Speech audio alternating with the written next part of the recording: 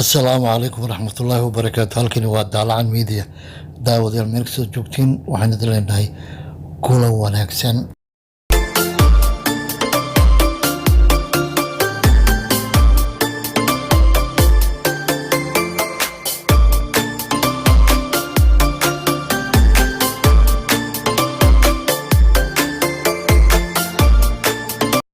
daawadayaal markale kulan wanaagsan. iiraan oo sheegtay inay maraykanka wajihi doonaan maalmo madow.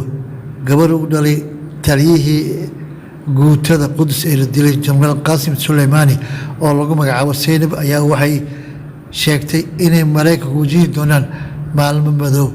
waxay hadalkaasi ka sheegtay dibadbax ballaaran oo loogu barardiiqiyey aabbaheeda oo maanta lagu qabtay caasimadda dalka iiraan ee tehraan. waxay kaloo sheegtay in geerida aabbaheeda uu maalmo madow u keeni doono dalka maraykanka. waxayna madaxweyne trump ku tilmaamtay nin waalan, waa sidaa hadalka u dhigtay.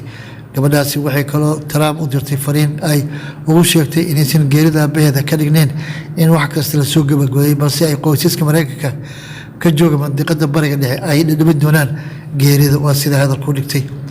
tobanaan kun oo qof ayaa waxa ay maanta isugu soo baxeen dibadbax loogu barardiiqiyey geeridii jenaraal qaasim suleymaani.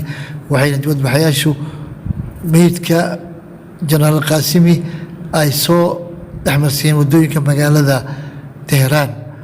waxaa la filayaa meydka marxuumkaasi in berito lagu aaso magaaladu asal ahaan ka soo jeedo ee kerman oo ku taala koonfurta dalka iiraan.